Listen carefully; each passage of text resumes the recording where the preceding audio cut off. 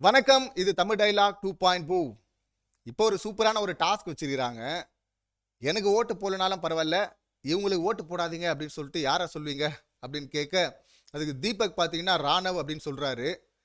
அன்ஷிதாவும் அடுத்து சொல்றாங்க. இன்னும் சிலரும் சொல்லக்கூடும். இப்ப தீபக் ஏன் சொல்றாரு அப்படின்னு சொல்லிட்டு நமக்கு தெரியும். பிஆர் வந்து செட் பண்ணிட்டு வந்துருக்கியாடா அப்படின்னு சொல்லிட்டு இவங்க பேச்சு கொடுக்கும்போது அவர் உளறிட்டாரு ராணவ் வந்து. ஸோ அதிலிருந்தே பார்த்தீங்கன்னா இவர் கடுப்பாக தான் இருக்காரு தீபக். ஏன்னா நாங்கள்லாம் கஷ்டப்பட்டு கேம் ஆடினோம், இவர் பிஆர் செட் பண்ணிட்டு வந்துட்டு கப்பை வாங்கிட்டு போயிடுவாரா அப்படின்ற அந்த கடுப்பு இருக்கு தானே செய்யும். இப்போ டைட்டில் அடிப்பேன், நானும் டைட்டில் வாங்குவேன் வாங்குவேன் அப்படின்னு சொன்னால் ஏன் எல்லாருமே சிரிக்கிறாங்க? ஏன்னா எங்கேயுமே எஃபோர்ட்டை பார்க்கல. நான் நல்லா கேம் ஆடுறேன், என்டர்டெயின் பண்ணுறேன், நேர்மையாக இருக்கிறேன், எல்லாமாவும் நான் ஆல்ரவுண்டராக இருக்கிறேன், கப்பு எனக்கு தான் அப்படின்னு சொன்னால் மற்றவங்கலாம் சிரிக்க மாட்டாங்க. அவங்களே அவங்கள சமாதானப்படுத்திப்பாங்க. நம்ம விட திறமையாக பண்ணுறான், அதனால கப்பு அவனுக்கு போகிறது வந்து சரிதான் அப்படின்னு சொல்லிட்டு சமாதானப்படுத்திப்பாங்க. அதை விட்டுட்டு என் பேர் ராணவ், அது ஆறில் ஸ்டார்ட் ஆகுது, அதனால கப்பு எனக்கு தான் அப்படின்னா அவங்கெல்லாம் கடுப்பாக தானே செய்வாங்க. முதல் 6 சீசன் வரை பார்த்தீங்கன்னா இந்த ஏஆர்எம் ஒர்க் ஆச்சு. 7வது சீசனில் அர்ச்சனா, அப்போ இப்போ 8வது சீசனில் 6ல் தானே ஸ்டார்ட் ஆகணும். அப்போ ராணவ் நான் தானே, ரயான் இருக்கிற அப்படி. ஆனால் ரயான் இந்த செட்டப்போட வரல, நான் அந்த செட்டப்போட வந்திருக்கிறேன், அப்போ எனக்கு தான் அப்படிங்கிற அந்த கான்ஃபிடென்ட் தான் ராணவ் கிட்ட இருக்கு. பிஆர் ஓட்டு வேணா போட்டுக்கிட்டும், ஏன்னா காசு வாங்கினவங்க அவங்க போடுவாங்க, மக்கள்லாம் ஏன் போடணும்? ஸோ அதனால சரிதான். உடனே இதையே எடுத்துட்டு வந்து பாருங்க எல்லாருமா சேர்ந்து கார்னர் பண்றாங்க. உண்மையை சொன்னா எப்படா கார்னர் ஆகும்? அப்படிதான் அந்த பிஆர் கும்பல் உருட்ட முடியும்ல. அதை வச்சு ஒரு பரிதாபம் தேட ட்ரை பண்ணுவாங்க. இதுல சிலர் கமெண்ட் பண்ணியிருந்தாங்க, ரொம்ப கரெக்ட் அப்படின்னு கூட தோணுது. ஏன்னா மற்ற சீசன்ல வரும்போது இப்போ 6 வரை விட்டுருவோம், இப்போ 7வது சீசன்ல திரும்ப ஏஆர்எம் ஒர்க் ஆகுதா, 7, 8, 9 வருமா அப்படின்னா அது டவுட்டு தான். ஏன்னா பிளே வைஸ் பார்க்கும்போது சுத்தமாக கிடையாதுல்ல. இப்போ இதுக்கு முன்னாடி ஜெயிச்சவங்கெல்லாம் வந்து ஏஆர்எம்ல வராங்க அப்படின்னா அவங்க பிளேவும் ஏதோ ஒரு வகையில் சம்மந்தப்பட்டிருக்கு. ஆனால் இங்கே ராணுவ எப்படி நீங்கள் சம்மந்தப்படுத்த முடியும்? அவர் ஒரு குரூப்பில் டூப் மாதிரி தானே இருக்கிறாரு. இதில் அன்ஷிதா சொல்கிறாங்கல்ல, இவனெல்லாம் யாரா உள்ளே விட்டது அப்படின்னு சொல்லிட்டு அடிக்கடி சொல்லுவேன்னு, அதே டைலாக்கை நம்ம அன்ஷிதாக்கும் சொல்லுவோன்னு வச்சிங்களேன். அது வேற ஃபுல் நெகட்டிவாக இருக்கிறதுனால. பட் அது ராணுவுக்கும் பொருந்தது இல்லை. ஸோ அதனால் அதில் இந்த கமெண்ட்டுக்கு வந்தோம் அப்படின்னா அர்ச்சனா ஏ அப்படின்னு அதுவரை பார்த்தோன்னா அது ஏ. ஆனால் அர்ச்சனா ரவிச்சந்திரன் ஏஆர் அவங்க பேர். ஸோ அப்படி பார்க்கும்போது அந்த பேட்டர்ன் இப்போ மாறுதுன்னு கூட எடுத்துக்கலாம்ல. இப்போ ஏஆர் அப்படிங்கிறது 7வது சீசன்லேயே வந்துருச்சு. அப்போ மிச்சம் பேலன்ஸ் இருக்கிறது எம் தான். அப்போ இந்த சீசனில் எம்னா முத்துக்குமரன். ஸோ முத்துக்குமரன் தான் டைட்டில் வின்னர் அப்படின்னு சொல்லிட்டு கமெண்ட் பண்ணியிருந்தாங்க. நல்லா தான் இருந்தது. பார்ப்போம், அதான் நடக்க போகுது. அப்படியும் அதை சொல்லலாம் அப்படின்னு தான் சொல்லணும். இப்போ அடுத்து ஜாக்லின் வந்து விஷாலை சொல்கிறாங்க, முன்னாடி வச்சுட்டு இவர் பின்னாடி இருந்து கேம் ஆடுறாரு அப்படின்னு. அவர் அந்த டெவில் டாஸ்க், ஏஞ்சல் டெவில் டாஸ்க்லேயே அப்படி தானே பண்ண. அப்படி 2 ஏஞ்சலை கூப்பிட்டு வச்சுக்கிட்டு டெவில் இவர் வந்து ஏஞ்சலை டார்ச்சர் பண்ணோம். ஆனால் இவர் 2 ஏஞ்சலை கூப்பிட்டு வச்சு எதிரெதிராக நீங்களே பேசி அடிச்சிங்க அப்படின்னு பண்ணார்ல. அதுதான் இந்த விஷாலுடைய கேம். ஸ்ட்ரைட்டாக வந்து மோதுறதுக்கு தைரியம் கிடையாது. விஜேஎஸே 2-3 இடத்துல ரெஜிஸ்டர் பண்ணிட்டாருன்னு நினைக்கிறேன். உனக்கு பயமா, தைரியம் இருந்தால் நேராக போய் கேளு அப்படின்னு சொல்லிட்டு சௌந்தர்யா இஷ்யூவில் சொன்னார். அப்புறம் அன்ஷிதாக்கு அந்த ஃபேவரட்டிசம் பார்க்கும்போது ஏன் அன்ஷிதாவை நீ கேட்கல, அப்போ பயமா அப்படின்னு சொல்லியிருக்காரு. ஸோ ஒரு கோழை அப்படின்னு சொல்லிட்டு நமக்கு அப்பட்டமாக தெரியுது. அதெல்லாம் உண்மையை பேசுகிறதே கிடையாது. அந்த திருட்டு கேங் லீடர் வேற இவர். இதில் பாவம் அந்த தர்ஷிகா கிட்ட போயிட்டு உன் லவ்வை காட்டு அதை கண்ட்ரோல் பண்ணாத அப்படின்லாம் சொல்லிட்டு, அப்புறம் அவங்க வந்து நான் வந்து உன் பாசம் வந்து ஜென்யூனாக இருந்தது. அவர் பேரை வந்து பாருங்க பாசம் மாற்றிடுவார். பண்ணுறதெல்லாம் அதே வேலை தான். இப்போ பார்த்தீங்கன்னா அன்ஷிதா கிட்ட ஆரம்பிச்சிருக்கிறேன் அப்படி. இப்போ அவங்களும் பார்த்தீங்கன்னா அர்ணவ முதுகில் குத்திருக்கிறாங்க. மறுபடியும் அந்த சீரியல் மாதிரி வருது இல்லை, விவேக் ஒரு படத்தில் சொல்லுவார்ல இவங்க இங்கே கனெக்ஷன் அப்படின்னு, கிட்டத்தட்ட அந்த மாதிரி தானே இருக்குது. இதை முன்னாடியே ஆர்ஜே ஆனந்தி பவித்ரா ஒரு இடத்துல கேட்டிருப்பாங்க, நீ பொசசிவ் ஆவறியா அப்படின்னு. அப்போ அழுதுருப்பாங்க இவங்க. அவங்க 2 பேர் அவங்க லவ்னு சொல்லிட்டு அவங்க பேசிட்டு கிரிஞ்சித்தனம் பண்ணிட்டு இருந்தாங்கல்ல, அதை பார்த்து இந்த அன்ஷிதா. ஸோ இப்போ விஷாலுக்கு என் மேலே லவ்வான்னு சொல்ல அதை வந்து பொங்கல் தீபாவளி மாதிரி கொண்டாடுவாராம். இன்னொரு அந்த டப்பா இருக்குல்ல, இந்த டப்பாவை நம்ம விட்டுட்டு போகணும்னு பார்த்தாலும் இந்த மாதிரி வந்து வால்டடாக வந்து வண்டியில் ஏறுற அப்படி அவரு. பொங்கல் தீபாவளி அளவு கொண்டாடுறதுக்கு என்ன இருக்குது அங்கே? அந்த லவ் அவ்வளோ பெரிய உத்தம உண்மையான லவ்வா அது. அதனால தான் அவர் டப்புக்கு டப்பா. ஸோ இப்போ அங்கே போயிருக்குது. அந்த நெகட்டிவ் ஃபுல்லாக வெளியே எடுத்துட்டாங்கல்ல, செம்ம சூப்பராக இருந்தது அந்த பக்கம் பார்க்குறதுக்கு. இப்போ அடுத்து இந்த பின்னாடி இருந்து கேம் ஆடுறது மட்டும் இல்லை, மற்றவங்கள கேம் ஆட விட்டு இவர் இந்த கேமை தான் ஆட்டிருக்கு. அப்படி எல்லா இந்த கிரிஞ்சித்தனங்களையும் பண்ணிட்டு, ஏன்னா இவர் ஹீரோன்னு நினச்சிக்கிட்டாரு. அப்போ லவ் இருக்கணும்ல, ஹீரோன்னா யாராவது லவ் பண்ணணும்ல, அப்போ அந்த மாதிரி கண்டென்ட்டை ஒன்று பண்ணிட்டோம்னா நம்ம டைட்டில் வாங்கிடலாம் அப்படின்னு சொல்லிட்டு இந்த டம்மி பீஸ் நினச்சிட்டு இருந்தது இந்த திருட்டு கேங் லீடர்.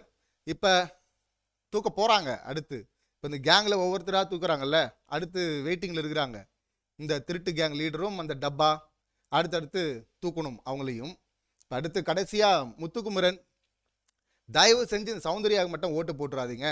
மற்றவங்களுடைய உழைப்பை கம்பேர் பண்ணும்போது இவங்க ஏதோ அசால்ட்டாக சில விஷயங்களை பண்ணிட்டு இவ்வளோ தூரம் வந்துட்டாங்க அப்படின்னு தோணுது அப்படிங்கிறாரு.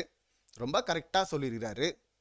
இது உடனே பார்த்தீங்கன்னா இந்த அங்கே ஒரு பிஆர் கும்பல் இருக்குல்ல, இப்போ ராணவ் வந்து 100% அப்படின்னா அந்த பேக்கரி அக்கா வந்து 200%. அந்த பிஆர் கும்பலால் தான் இவ்வளோ நாள் இருக்கிறாங்க.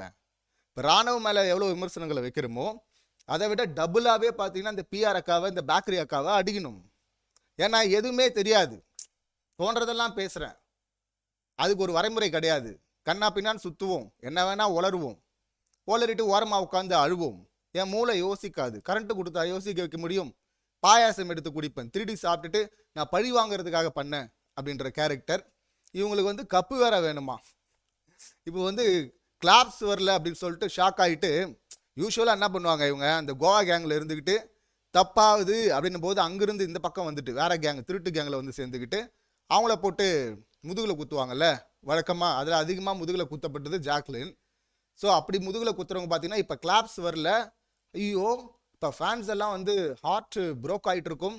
ஏன்னா இவங்க விஷ்ணு, இவங்க இந்த லவ் இருக்குல்ல, இதை பார்த்த உடனே ஃபேன்ஸ் எல்லாம் ஃபேன்ஸ் ஆடா அவங்க. அப்போ உங்கள் ப்ளே பார்த்தெல்லாம் வரல, உங்கள் ப்ளே பார்த்து வரல அப்படின்னு சொல்லிட்டு அவங்க சொல்கிறாங்க. அவங்களே வாக்குமூலம் கொடுக்குறாங்க. அவங்க இது ஒரு லவ்வு இல்லை, சரி விடுவோம், அது அவங்க லவ், ஏதோ ஒன்று பண்ணிட்டு போட்டோம்.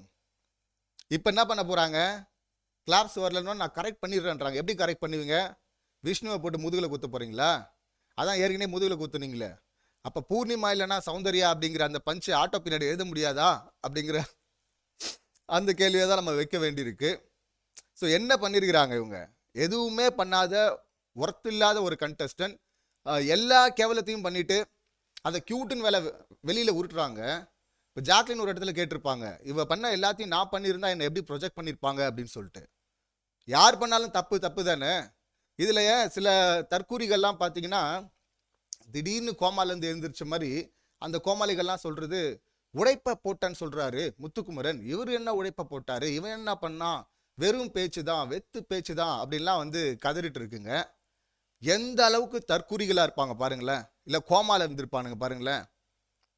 மெமரி டாஸ்க் எடுத்துக்கிட்டோன்னு வச்சுங்களேன், அதில் 15 out of 15 தர்ஷிகா வந்து 10 கரெக்டாக வச்சுக்கிட்டு அவங்க பயங்கர பூரிப்பில் இருக்கிறாங்க. இங்கே 8 பவித்ரா, 7 சரியாக வச்சது பார்த்தீங்கன்னா ஆனந்தி, 15க்கு 15 சரியாக வச்சது முத்து. எல்லாம் மறந்து போய் பார்க்குறாங்க. இது மெமரி டாஸ்க்கு. ஃபிசிக்கல் டாஸ்கில் எந்த அளவுக்கு விளையாடுறாங்கிறதுக்கு உதாரணம் பார்த்தீங்கன்னா சிங்கிள் டாஸ்க் வரை நம்ம சொல்லலாம். ஏங்க அந்த காயின் டாஸ்க்கு, ரோப் டாஸ்க்குன்னு சொல்லிட்டு காயின் டாஸ்கில் மற்றவங்க எல்லாரையும் தான் சேர்த்து சொல்கிறேன் அப்படின்னு சொன்னவர் விஜேஎஸ் அதிகமாக அடிச்சது யாரை? முத்துவா தானே. ஏன் அக்ரெசிவாக விளையாடுற அப்படின்னு சொல்லிட்டு. இனி என்ன ஃபிசிக்கல் டாஸ்க் வேணால் எடுங்க, காயின் டாஸ்க்கு, ரோப் டாஸ்க்கு, டால் டாஸ்க்கு. அங்கே ரயான் வந்து போயிட்டு அப்படி ப்ளே பண்ணிட்டு இருக்கும்போது ரயானை பிடிச்சி லாக் பண்ணுறது. இப்போ செங்கல் டாஸ்கில் விஷால் பிடிச்சிட்டு இருக்கும்போது அதான் தரையிலே நீந்தி வந்தார் அப்படின்லாம் சொல்லிட்டு இருந்தார்ல விஜேஎஸ். ஸோ எவ்வளோ எஃபர்ட் போட்டு விளையாட முடியுமோ அவ்வளோ எஃபர்ட்டை போடுறாரு. அது தனியாக தெரியுது. அவர் விளையாட ஆரம்பித்தா மற்றவங்களாம் தெரியல அப்படின்னு தாங்க முதல் 4 வாரம் கதறிட்டு இருந்தாங்க. எல்லாரையும் இன்ஃப்ளூயன்ஸ் பண்ணுறாரு. ஸ்ட்ராட்டஜியில் அவர் தான் கிங்கு. ஏன்னா வேற ஆல்டர்னேட்டாக எதுவுமே சொல்ல முடியல அப்படிங்கிறதுக்காக அதுக்கு எல்லாருமே ஒத்துக்கிறாங்க. டீமாக இருக்கும்போது எல்லாமே ஒத்துக்கிட்டானுங்க.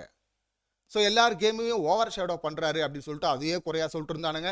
அப்புறம் அக்ரெசிவாக விளையாடுறாரு அப்படின்லாம் சொல்லிட்டு இருந்தானுங்க. இப்போ பார்த்தீங்கன்னா ஒன்றுமே பண்ணலையாம், வெத்து பேச்சா. ஸோ ஃபிசிக்கலில் அவர் தான் ஸ்ட்ராங்கு. ஸ்ட்ராட்டஜி சொல்லவே வேணாம். அந்த ஸ்ட்ராட்டஜியை வந்து விஜேஎஸை எல்லாரும் முன்னாடி போட்டு உடைச்சாரு. முதல்ல விஜேஎஸ் இந்த கேம் சார்ந்து குறும்படம் போட்டது அங்கே தானே. ஸோ அப்படி போட்டு உடைச்சாரு. எல்லாருக்கும் தெரியும் ஸ்ட்ராட்டஜி லெவல், ப்ரிடிக்ஷன் லெவல் எந்த அளவுக்கு இருக்குது அப்படின்னு. இந்த பேலன்சிங் டாஸ்க்கு இப்போ நேற்று அந்த ஸ்குவிட் கேம்னு ஒன்று வச்சாங்கல்ல, அதுலேயும் பார்த்தீங்கன்னா ரயான் அண்டு முத்துக்குமரன் 2 பேரும் ஒன்றா தான் போகிறாங்க. இப்போ டிடிஎஃப்ல இறங்கி விளையாடினா முத்துக்குமரன் ஜெயிக்க தான் அதிக வாய்ப்பு இருக்குது. ஆனால் ரயான் ரயான் ஏன் சொல்கிறாங்க தெரியுமா? ஏன்னா ரயான் கிட்ட அந்த டாஸ்க் விளையாடுற விஷயம் மட்டும்தான் இருக்குது, மற்ற எதுவும் இல்லை. அதனால அது தனியாக தெரியுதுனால ரயான் பெஸ்ட் டாஸ்க்ன்றாங்க. ஆனால் முத்து எல்லாத்துலேயுமே பெஸ்ட் இல்லை. நேர்மை உண்மை இருக்குங்க, அதை உண்மையாக வந்து ரொம்ப பிடிச்ச மாதிரி சொல்கிறது இருக்குல்ல, அது ஒரு கலை இல்லை. இப்போ மஞ்சரி கூட விடுதலை பற்றி சொல்லும்போது சொல்லிட்டு இருந்தாங்கல்ல, தேவையானதை பிடிச்ச மாதிரி கொடுக்குறாரு வெற்றிமாறன் அப்படின்னு சொல்லிட்டு. இப்போ நடந்ததை உண்மையை இன்னும் சுவாரஸ்யமாக கொடுக்குறாரு முத்துக்குமரன். அது பேச்சுலையும் அவர் தான் பெஸ்ட்டு. ப்ரிடிக்ஷன் ஆகட்டும், அதில் அவரும் தான் பெஸ்ட்டு. ஸ்ட்ராட்டஜி அவர் தான் best. Memory task, physical task, நீங்கள் என்ன டாஸ்க் வச்சாலும். அந்த பாட்டில் ஃப்ளிப் ஒன்று பண்ணிட்டு இருந்தாங்கல்ல, அந்த ஜூஸ் குமார் கூட 30 ஜூஸ் ஏதோ குடிச்சார்ல, அந்த ஜூஸ் தயாரிக்கிறவங்க, கசப்பு ஜூஸ் தயாரிக்கிறவங்களாம் கதற ஆரம்பிச்சிட்டாங்க டீமில். என்னடா இவங்களுக்கு டாஸ்க் வச்சா இவங்க நம்மளை வச்சு செஞ்சுட்டு இருக்கிறானே அப்படின்னு சொல்லிட்டு. கடைசியாக அந்த கேமை முடிச்சு விட்டதும் முத்துக்குமரன் தான். இந்த மாதிரி விளையாடின எல்லா டாஸ்க்லையும் பார்த்தீங்கன்னா பெஸ்ட்டை கொடுத்தது முத்துக்குமரன். அவர் விளையாட ஆரம்பிச்சா மற்றவெல்லாம் காணாமல் போயிடுறான். அதனால தான் அவரை ப்ரொஃபஸர் அப்படின்னு சொல்கிறோம். அப்படிப்பட்டவர் இவ்வளோத்துலேயும் பெஸ்ட்டாக இருக்கும்போது இவனை வந்து வெறும் பேச்சு தான் அப்படின்னு சொல்கிறாங்கன்னா, இவங்க எந்த அளவுக்கு வன்மம் பிடிச்ச கும்பல்களாக இருக்கணும். பூரா பையிலும் இப்படி தானே வன்மம் பிடிச்சதான் தெரியணும். ஏன்டா இவ்வளோ வன்மத்தோடய வாழ்றீங்க அப்படின்னு தான் நம்ம கேட்க தோணுது. அது டிபேட் டாஸ்காக இருக்கட்டும், என்ன டாஸ்க் வச்சாலும் அவ்வளோ உயரத்தில் இருக்கிறார், அப்படி தனியாக தெரிகிறாரு. அவரையே ஒன்றும் பண்ணலையா, வெத்து பேச்சான்.